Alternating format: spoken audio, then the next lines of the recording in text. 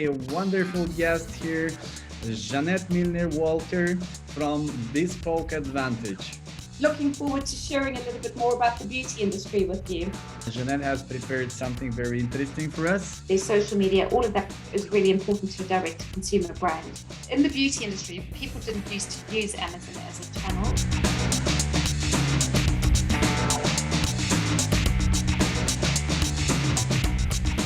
Hello, everybody. It's WAPI Webinars again with you. Me, Alexander Fridman from WAPI, and today a wonderful guest here, Jeanette Milner-Walker from Bespoke Advantage. Hi, Jeanette. Hi, Alexandra. Lovely to join you here today. And hi, everyone.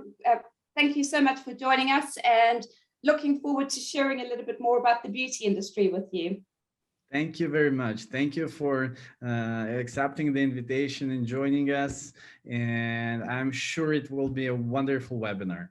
So Jeanette is founder and director of Bespoke Advantage and a beauty brand management company based in London, a consultant and a mentor and a speaker.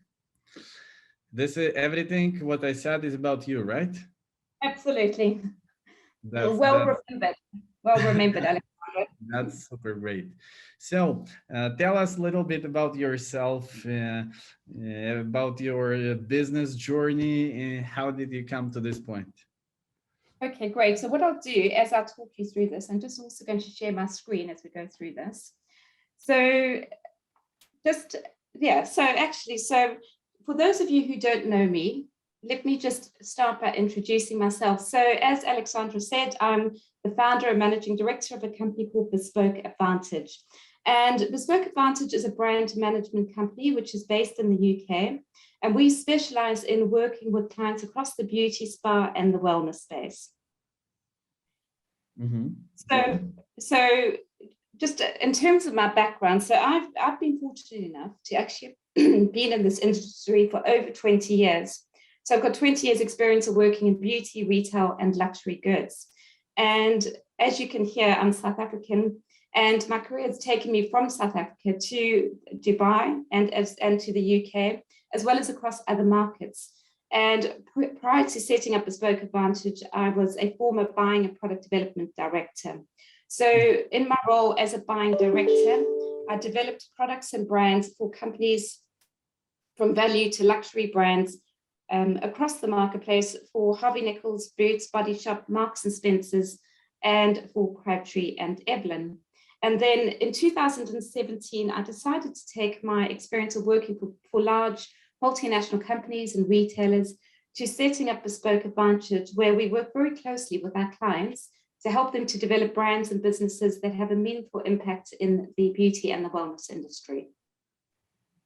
So you decided to work with the brands from the scratch, from the beginning, or you come already to a working brand and help them to go on the next level? That's a really good question. So that just takes us on to, well, just coming back a stage there. So when the business was founded, we were founded on 3 fundamental principles. So the first one was all about collaboration. So we really believe in working very, very closely with the clients that we work with. And we actually call our clients partners rather than clients. We are very passionate about what we do. And we also believe in delivering what we promise to our clients. And the other element to our values is about meaningful commerce. So when we work with clients, it's really about working with clients who are developing products and services that actually have a meaningful impact on people's health, beauty, and well-being. So it's not just about developing the next lipstick or the next fragrance, but it's really about creating products that help from whether it's to do with wellness, whether it's to do with gut health, or for that matter, whether it's to do with hair care. But in terms of the types of, just coming back to your question there, Alexandra, so in terms of the types of clients that we work with, we do work with quite an array of clients, all the way through from pre-startups to startups, established beauty and wellness brands. We work with retailers as well. And we also work with clients who are in another sector. So some of our clients might be a fashion brand, or they might be a hospitality client, and they're looking to extend their brand into the beauty industry. So the way in which we work with them may be in terms of consultancy, which could be a day's workshop where we're looking at their strategy or their product portfolio. or a consultancy project, which might take a couple of months, through to I work as an advisor to a number of companies as well. So as a trusted partner, so where we advise at board level, so different types of companies. And then we have a service which we call brand management. So brand management is where we work with our clients from concept to shelf, which may include new product development, where we're developing products on their behalf, can also include marketing and PR, or might include sales services as well. So some of the clients that we work with are small brands, pre-startups or startups, and they come to us with a great idea for developing a brand in the beauty industry. And we take that idea all the way through from validating that idea to make sure that it's a viable idea through market research and through strategy. And then we would work with the client to develop their branding and their brand identity through to product development. So we might be managing their product development, working with contract manufacturers on their behalf, developing their marketing PR, and then launching the brand to market. So it's all the way through from pre-startups and startups to established businesses as well. And we do tend to work with quite a few international clients. It looks like full scale of promotion services, starting from idea validation, brand management, and even I read here, UK marketplaces. You help with the marketplaces and with D2C promotion, pharmacies and groceries. It's like full scale of issues that is needed for a company to promote their goods. And you're doing it only in the UK now or in other countries also? No, so some of the clients, actually quite a few of the clients that we work with are international brands as well. So we've worked with clients from Nigeria through to South Africa, through to India, Egypt, the Middle East. So we have a lot of international clients. Those are clients who really want to build their brand in the UK marketplace. So they come to us and we work very closely, as we say, on their behalf as a country manager, where we might be launching their brand into different retail channels, from pharmacy to grocer to retail or travel retail. So that's one of the ways in which we help them. But it also might be a client who's really looking for product development expertise. So we work with a number of clients in other markets as well who are looking for help with product development. Okay, that's very interesting. And I want to remember to everybody that today's topic is the changing face of beauty. And Jeanette has prepared something very interesting for us. And we're everybody happy to listen to you, Jeanette. Great, thank you, Alexandra. So as I was saying earlier, so we work with a wide array of different types of clients, all the way from pre-startups to well-established businesses across the beauty industry, through an integrated platform of services, taking it all the way through from strategy to branding, product development. When it comes to product development, obviously an important part of product development is regulatory and supply chain. And then as you launch your brand to market, we also help our clients with marketing, PR, and sales. So I'm just going to share a quick case study with you of one of the clients that we've worked with previously. The brand is called Simone Thomas Wellness, and as the name suggests, it's a wellness brand. Simone Thomas is a specialist in hair loss, so she's an expert in hair loss, and she actually suffered with alopecia when she was younger. And as a result of suffering with alopecia, that led her down a journey of really understanding how to treat hair loss from the inside out. So she launched salons and hair loss clinics to help people who were suffering with hair loss. And what she found when she launched her clinics is that she had a lot of clients coming in to see her who were suffering with hair loss, and a lot of the time it was related to diet and lifestyle issues. So Simone then created a range of supplements. And when we started working with Simone, she had created supplements, but they weren't performing to the level that she was hoping they were going to perform to. So we then went back to the drawing board and we really understood the brand and the philosophy of the brand. And we relaunched the brand under the name Simone Thomas Wellness. We also created all of the branding, the brand identity, the look and feel, so all the packaging and the design. We worked very closely with the contract manufacturers to manufacture the products. And we worked very closely with the global market research company to validate those claims that we were making on the products through market research. And then we launched the brand to market, and we developed and we implemented marketing and PR. And pre-COVID, we launched the brand into Hobby Nichols in the UK as well, but we just from there we decided to take the brand out of retail and focus more on online channels. So the brand, as I say, we work with brand from concept to shelf, and the brand achieved a lot of success. In 2020, it received numerous press awards and also featured in a lot of magazines and publications. So the brand also received a lot of press coverage. So a great success story in that respect. So that's just an example of one of the brands we've worked with. But as a team collectively, we specialized in the beauty industry, and we've worked with lots of different companies across the beauty industry over the years that we've been in the industry. But the purpose of today's webinar, really, I wanted to share two key things with you. So one of them I want to talk about was branding and focus on some of the trends that are driving growth in the industry. And the other element I'm going to touch on is really thinking about, once you've launched your brand to market, how do you really expand your brand across the marketplace? And what are the elements you need to consider when you're expanding across international marketplaces, as well as what other strategies can you apply to your brand? So one of the strategies I'm going to touch on today is diversification. So let's just understand a little bit more about the industry we're talking about here. So obviously we're talking about the beauty industry, and the beauty industry itself has a number of different categories. So we're talking about things like skincare, cosmetics, fragrance as part of it. It's a really exciting industry to be part of, which is probably why I've been in the industry for over 20 years. And it's also growing at a phenomenal rate. So we're seeing significant growth in the beauty industry. It's valued at $532 billion. And what we've seen during COVID is that consumers as a whole, 40% of consumers as a whole are more willing to try products and brands in the beauty industry. And that's probably because we've become so much more aware of our health and our well-being as well. So what is actually driving growth across this industry? Well, traditionally, the growth has been driven by multinational companies. So you look at some of the bigger multinational companies, such as the Estee Lauder Group, the L'Oreal Group, Procter & Gamble, Coty as well. These companies own a number of different beauty brands under their umbrella.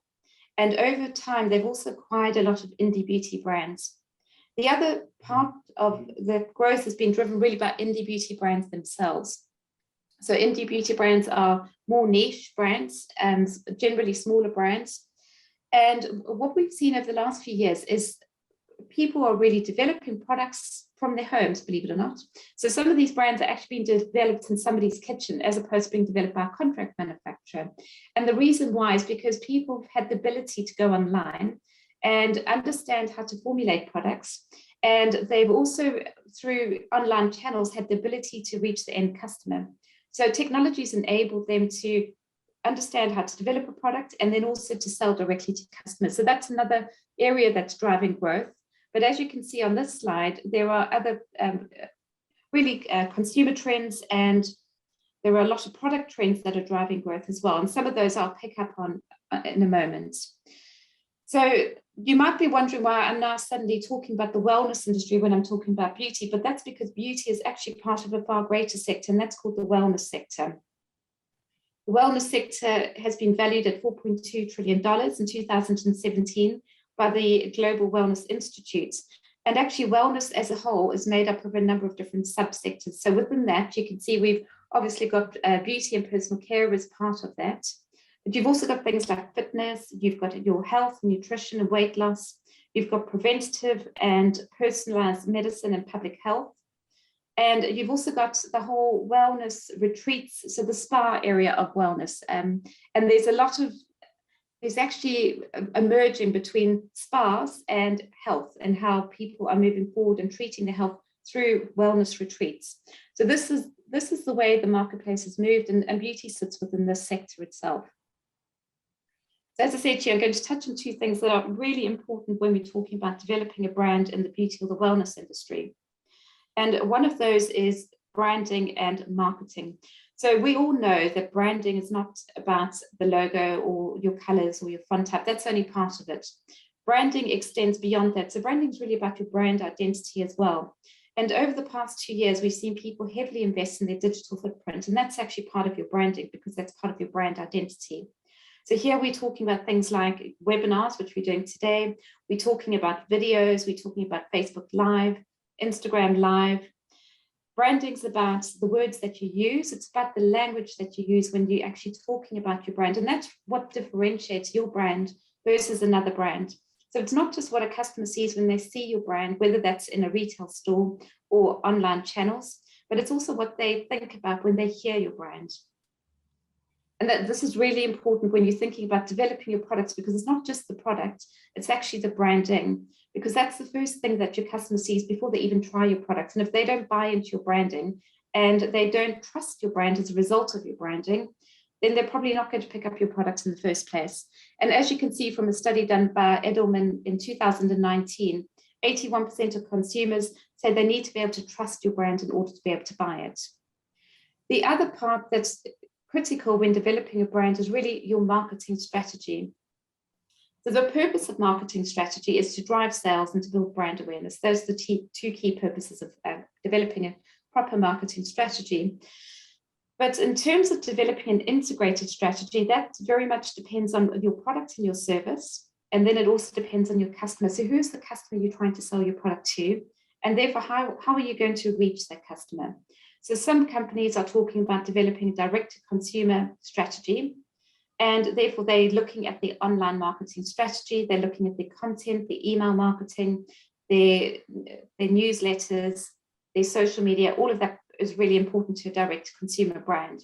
But if you were talking about a brand that's then extending into bricks and mortar as well, then we need to think about your omni-channel strategy, which I'll come on to in a moment. Another thing that has really driven or risen over the last 2 years is the power of a personal brand. And when we talk about personal brands, you might be asking, what do we actually mean by personal brands? So it's exactly what it says, it's personal. So a personal brand is all about developing your relationship with your community. Previously, in the past, brands, it was really hard to communicate directly with the brand. When we look back at how brands used to promote themselves through online advertising, TV advertising, print advertising, as a customer, you felt very far removed from a brand. Now, you, as a customer, you have the opportunity to go online through social media, through testimonials, and if you're not happy about something, you can actually communicate with that brand and you can call that brand out. So it is about personal, it is about developing your community and your relationships with your end customer. And this is important not just for, you know, smaller brands, indie brands. We're talking about corporate brands as well. It's really important for a corporate brand to think about their personal brand and how they're talking to their customers. I've just picked up here a few personal brands that you may or may not be familiar with. So the Body Coach and Joe Wicks is one, and everyone in the UK should be familiar with the Body Coach and Joe Wicks. And he really created success from about 2014 onwards, where he focused on building his community, and he became known as a specialist in teaching people online about healthy eating and fitness. And during lockdown in the UK, he was actually leading fitness and exercise on national TV in the mornings. So we became even more familiar with him. Huda Beauty is another well-known successful beauty brand that achieved success in the Middle East through launching beauty products. Fenty Beauty, another beauty brand that achieved success through really focusing on developing foundations for women of all color. But actually the brand is really from Rihanna herself. We've got Glossier and Emily Weiss, another beauty brand that achieved great success. Wellco and Elle Macpherson, which is a wellness brand. And then you've got Goop and Gwyneth Paltrow. So actually Gwyneth Paltrow set up Goop in 2008 as a newsletter, calling out different facets of the beauty industry, things that she didn't necessarily agree with. And that's gone on to achieve phenomenal success. So these are just some examples of personal brands. But we all need to focus on our personal brand in today's marketplace. Coming back to omnichannel, which is another word that is being used frequently at the moment. What do we actually mean by omnichannel? So omnichannel is about thinking about all the touch points that your customer can experience you through and how you're going to communicate with your customer. And it's not just about online channels, but it's also about bricks and mortar. So if you're the type of company who is selling your brand online, but then you're selling through other retail channels, maybe department stores, or you might be selling through health and beauty centers, really thinking about what is your integrated marketing strategy across all channels to reach your customer. And these can include things like brand ambassadors and collaborations. So you might be using influencer marketing.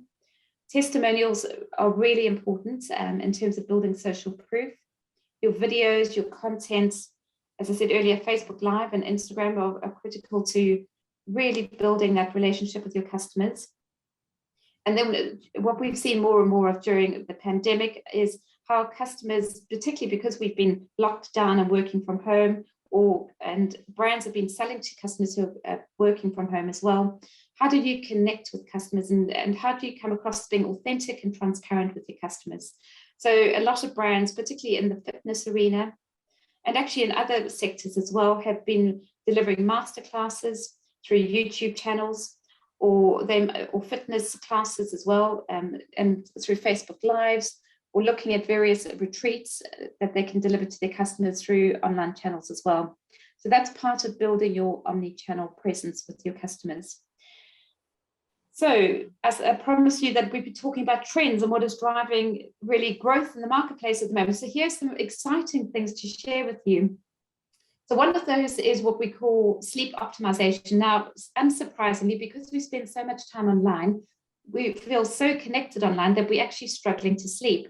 31% of consumers are struggling with falling asleep, and I'm one of them. I can say that I've been up probably since 3 o'clock this morning. And it's strange because the more we online and the more we connected to our social media channels and we're watching YouTube channels, the less we really have an opportunity to sleep well.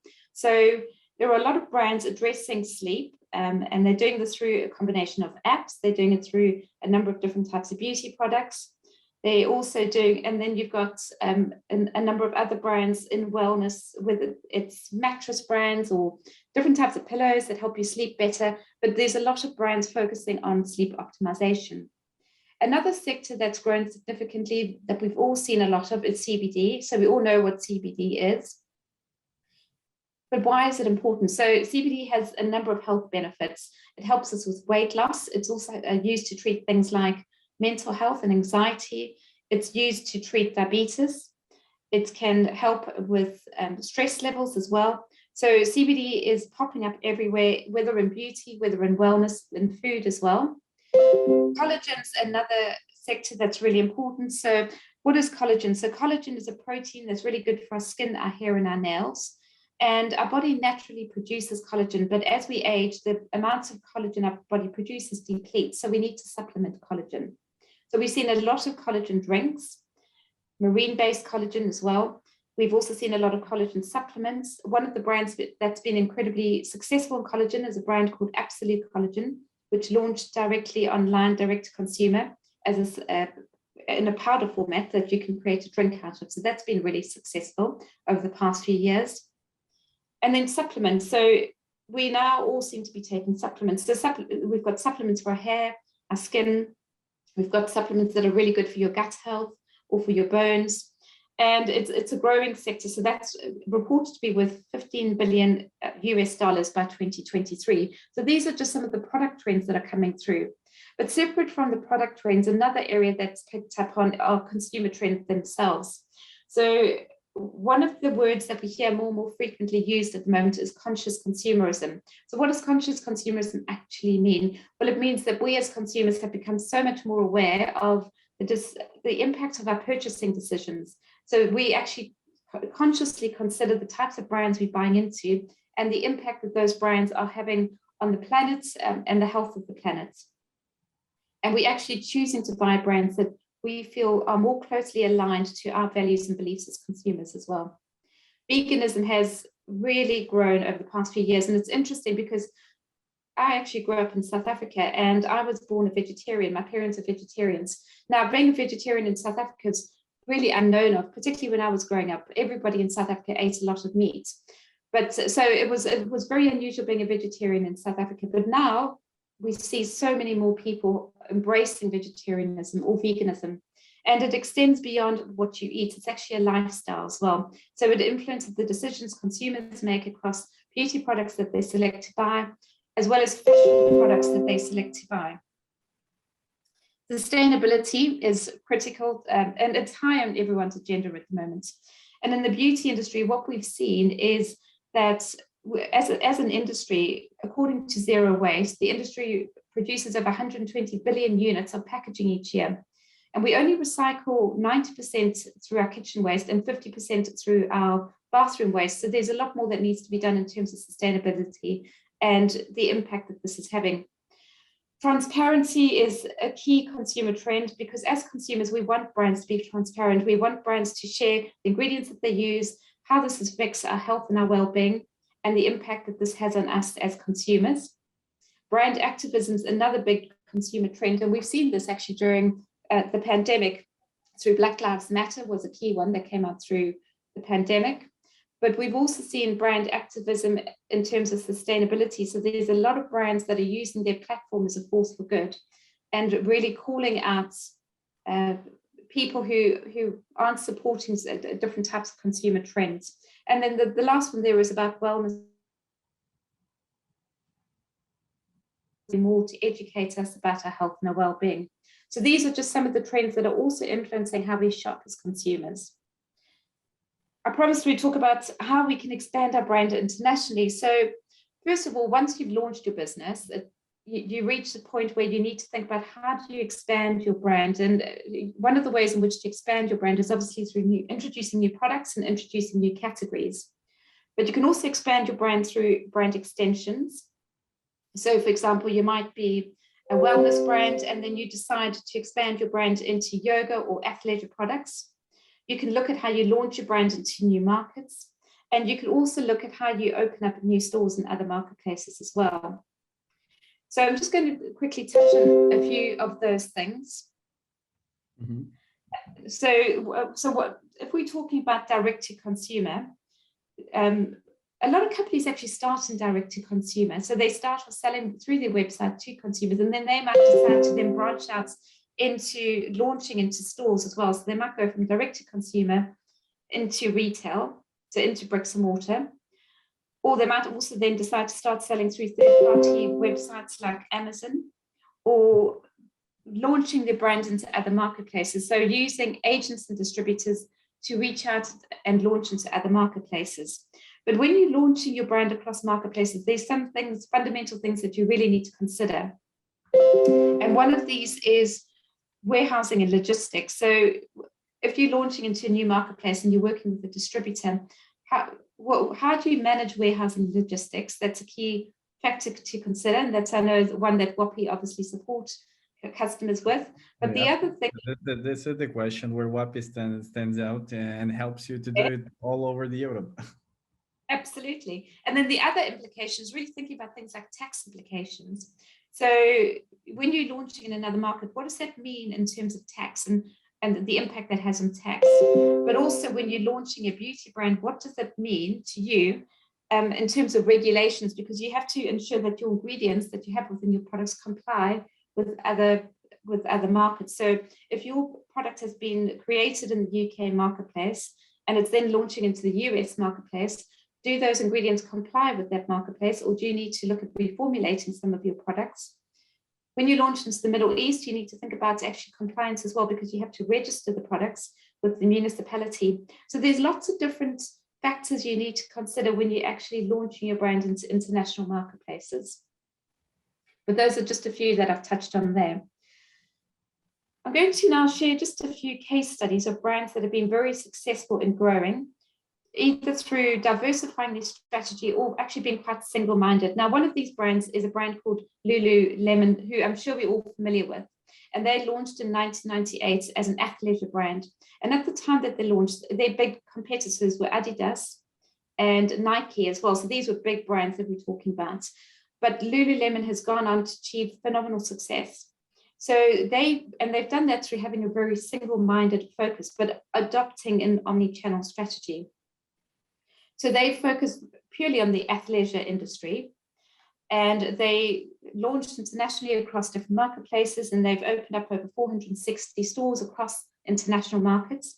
But they've also focused on building that community that I was referring to earlier. So they've built that community through really connecting with their customers through what they've called Lulu Heads, which is online yoga classes. And as a result of building this online community, people within that community obviously connect with one another, but they also support the brand in driving through further success with the brand. Two companies who've focused on a different type of strategy, so they've focused on diversification, are Weight Watchers and Fitbit. So another important consideration when you're building a brand is really thinking about what is your purpose as a brand. And by having a very strong purpose and connecting with your purpose as a brand, you also have the ability to connect in an authentic manner with your community as well and your customers. So Weight Watchers was built over a period over 50 years ago, and they did achieve a lot of success. So, and they also did this using an omni-channel strategy. So they had their one-to-one classes that people could go into to help them to lose weight. But they also had the online classes that they developed great success through building their community. They had very strong social media to support the brand. They also extended the brand not just into services as in weight loss classes, but they also extended the brand into products. So they were selling products directly to their community and through selling books as well. So they had built a very successful brand, but in 2018, they decided to try and reposition the brand. So they decided to reposition the brand by first of all introducing a new tagline, WW, which didn't stand for Weight Watchers, it stood for Wellness That Works. So they were now suddenly trying to move themselves into the wellness space because weight loss wasn't considered as fashionable anymore in 2018. This didn't actually work successfully for them. So this actually proved to be a really risky diversification strategy for them. And their customer base really didn't understand how they were now positioning themselves as a wellness brand as opposed to a weight loss brand. And it wasn't launched probably with the most successful marketing campaign either. But as a result of this, they lost 34% market share. So it shows when diversification goes wrong, it can go wrong. Fitbit, on the other hand, was launched as a fitness tracker. So they were bought up by Twine Health, and they were also then partnering with Google Cloud. And they did a survey, and what they realized is 90% of people over the age of 65 were visiting their doctor twice a year, but only 5% of those people were wearing a fitness tracker. So this was a huge opportunity for Fitbit. So Fitbit then, through a series of campaigns, they collaborated with charities, and through a series of campaigns, they launched the Fitbit Care program as well in 2018. And the Fitbit Care program enabled them to really build a relationship directly with their community and their customers and provide their community with fitness trackers to be able to monitor their health online. They also introduced online coaching programs where they had a number of professionals then coaching consumers at home so that they could stop smoking and so that they could lose weight. So Fitbit successfully repositioned themselves from being a fitness tracker to being a brand that helps people achieve healthy and fit lifestyles. So two really different approaches in terms of diversification, but one that enabled Fitbit to grow and to grow beyond what they were before. So interesting to watch how different brands approach diversification. So now we're going to talk about a few key takeaways. So secrets to success, really. So how do you go about, well, first of all, 3 key takeaways and secrets to success in terms of building a brand.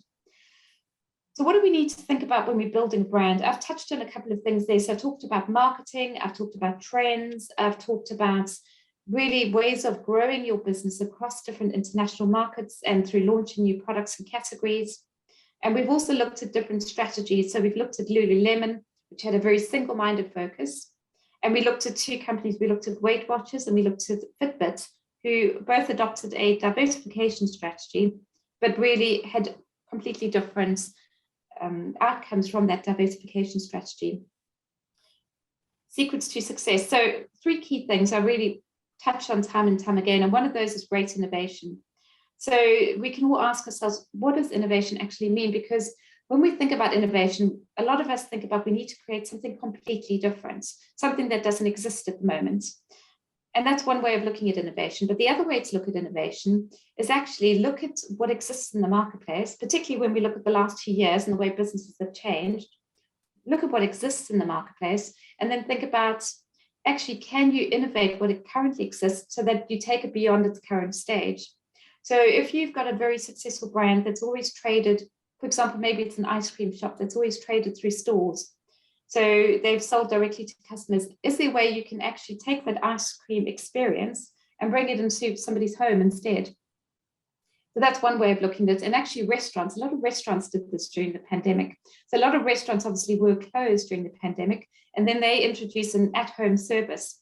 And these are normal restaurants who might be delivering pizzas or different Italian through to actually Michelin star chefs. They were doing the same thing. Think of how they can recreate their customer experience at home.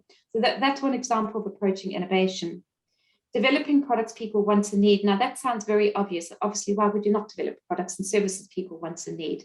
But when we start thinking about what do people actually need, we often struggle to come up with ideas of thinking what people want and need. One of the easiest ways of approaching this is thinking about how you go about your day-to-day lifestyle.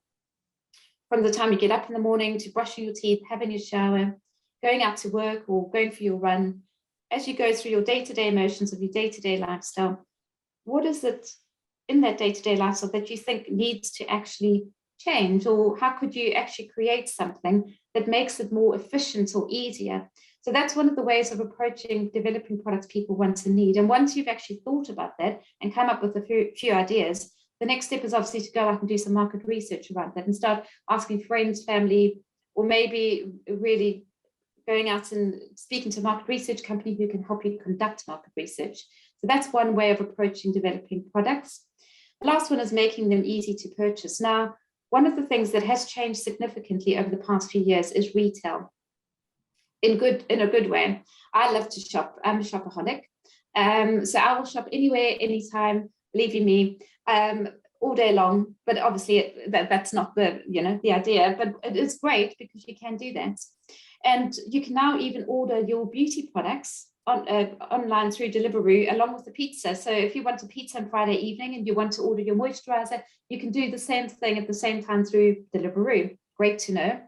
But from a brand's perspective, what this means is because customers can shop anywhere, anytime, as a brand, you need to think about where are your customers hanging out and where would they find your brand online or through different methods or channels. And therefore, where should you focus your attention as a brand? So there are so many ways in which we can shop now. So it's really thinking about your customer journey and how you reach those customers that you want to reach. Key takeaways in terms of what not to do. So it's all very well telling you what to do when it comes to business, but actually what should you not be doing when you have a business? So here's 3 key takeaways that I think you really shouldn't be doing when you're building a business. And one of those things is thinking about trying to do everything on your own, because relationships are critical to building a business. So think about building relationships, think about your network, think about, as we said earlier with Fitbit, they've built joint venture relationships. And as a result, building really successful joint venture relationships, they then enabled them to transform their business from just a fitness tracker to being a brand that helps people with fitness and well-being. So think about how you can build your network, your joint venture network, and then how that can enable you to actually grow your business further. The other thing is thinking about upskilling yourself. So it's all about upskilling yourself all the time, because none of us know everything.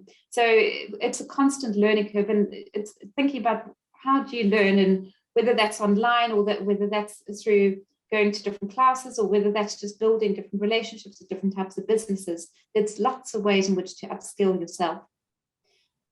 We all know that cash is king. So all very well focusing on your wonderful product or service, but actually at the end of the day, a lot of businesses fail, not because their ideas aren't great, but because they actually run out of cash. So cash is king. And then the other bit to this is less is more. So if you're building a product-based business, you don't necessarily need 20, 30 products. A lot of businesses actually start with a single product. Obviously, it needs to be the right product, but a lot of businesses start with a single product. So don't be afraid to start small and then scale your business from there. 3 key takeaways, and this is for me really, in terms of success in life. So how do I envisage success in life, and how do I think we should go about achieving success in life? So the very first one for me is embrace the unknown, expect the unexpected. One thing that's definite in life, there's always going to be change. And we just have to look back over the past 2 years with the pandemic. Who would have thought the pandemic would have happened? Who would have thought it would have changed our lives so significantly? Who would have thought that it would have changed everybody's lives around the world at the same time? So expect the unexpected, embrace the unexpected. Don't be afraid of change. When you're going through a period of change, be proactive and also be positive, and think outside of the box. So don't be afraid of change. Don't run away from change, because you can't run away from change. Embrace change. The second one, as I also touched on earlier, relationships are really important. And whether this is applied to your business or whether just your life in general, whether it's when we're talking about life in general, friends, family, our network, the people we spend a lot of time with, they're very important. So relationships are important. When we're talking about a business, we're talking about business colleagues, we're talking about our team, our internal team. They're really important, because if you're a business owner, your responsibility as a business owner is to think about leadership, to think about your vision, to think about the direction of your business, but also you need a team to enable you to be able to drive that change, to drive that vision, to achieve those goals. So people are very important. And then the third bit is actually trust yourself, because a lot of people are going to tell you a lot of things during life. And at the end of the day, you're responsible for making your own decisions. So trust your gut instincts. It's called a gut instinct for a reason. So if something doesn't feel right, there's probably a reason why it doesn't feel right. So those are the three things. Really embrace change, think about the importance of relationships, friends, family, your network, and actually believe in yourself and trust in yourself. I love this quote. I love this quote by Walt Disney, and it's the way to get started is to quit talking and begin doing. So a lot of us over the past 2 years are probably, whether we're running a big business, a small business, or we're changing our lives, a lot of us are probably thinking about, what are we going to do? And the thing about thinking about what you're going to do is it's a good thing. It's a good thing to plan. It's a good thing to focus. But actually, you also need to start taking action, because nothing can be achieved without actually taking action. So let me leave you with that last thought in terms of the way to get started is to quit talking and to begin doing. Thanks to Walt Disney. Thank you very much, Jeanette. It's a wonderful prepared presentation. I was sitting and smiling because you even have prepared my questions, and you have read my questions to yourself, and that's very, very kind of you. And your answers, everything, it's wonderful. Here, everybody, please see on the presentation the contacts. Yes, contacts of Jeanette. If any questions you have about brand building, beauty industry, I'm sure Jeanette will be glad to help you with it, right? Absolutely. So if you on this webinar today, and perhaps you're a startup with a great idea for developing a beauty brand, or maybe you have an existing business and you're looking for support or expertise, or perhaps you are a business, a hospitality business or a food business, and you're looking at branching out into the beauty or the wellness industry, by all means, just reach out. Our contact details are on the slide. We'd love to hear from you, and we'd love to have a conversation about how we can help you. Okay, wonderful. Okay, maybe you can stop the sharing the screen so that people will see me too here. Okay. At last, I'm here. I have several questions for you. So for the beauty industry in UK and Europe, what are the top marketplaces? It's interesting because, well, first, Amazon, in the beauty industry, people didn't used to use Amazon as a channel. And that was because they felt and this is pre-pandemic, that they felt that Amazon devalued your brand. We've seen a lot of brands moving across onto Amazon over the past few years. So that is a key one. But we've also got a lot of other marketplaces in the UK. We've got a lot of online beauty marketplaces and big beauty retailers as well. Mm-hmm. So, can you name a few? So we've got, in terms of online beauty retailers that are successful in the UK, we've got Look Fantastic, we've got Feel Unique, we've got Cult Beauty, to name a few. We've also got a lot of obviously successful retailers in the UK. And another interesting thing that's changed actually over the past few years is there's also a number of companies that have arisen as a result of the pandemic. So online trademark, instead of people going to trade shows, there've been a number of companies who have arisen, and they provide a matchmaking service between the retailer and the brand, acting as an online trade show. So we've also got a number of companies that are providing that service as well. Okay, wonderful. Thank you very much. So the second question will be, what would you suggest, D2C or marketplaces? So to I think go it really, honestly, yeah, I usually say that that's the way of Jedi or the way of Darth Vader, the two different separate ways. So what would you suggest for the startups, for the new companies in the industry? I think it depends on the brand. I think it depends on the product as well. So we in the UK, but also in other marketplaces, we've seen some very successful direct-to-consumer brands. And obviously there's advantages to being direct-to-consumer. So when you're direct-to-consumer, you're not paying out those large retail margins. You're also building, as I touched on earlier, it's all about building a community. So you're building a community directly with your consumers and having those conversations which enable you to build more loyalty and trust with your consumers. And you also own the data, which is a benefit. So those are the benefits of direct consumer. But equally, depending on your brand, it really depends on how you want to expand your brand into, if you want to expand your brand into retail. So we've seen a number of brands that have started direct to consumer and then they've actually gone into retail. And they've done that for a number of different reasons. Some customers actually still, a lot of customers still enjoy the retail experience. So, but I think retail as a whole is changing, and the whole focus on retail now is about creating customer experience. So I don't think there's a right or wrong answer. I think it really needs to be viewed on a brand by brand basis and thinking about the brand, what the brand's vision is, and also thinking about the product range as well. Yeah, when you're saying the retail, you mean the online and offline? Yes. So when I'm talking about direct to consumers, yeah, obviously when you're selling direct. Continue. Yeah. Yeah. So online and offline. So direct to consumers when you're selling through your website, direct to your customer, which is great. But then obviously omnichannel, which is what we touched on earlier. That's when we're selling through other retailers, and those could be online retailers or other marketplaces or Amazon.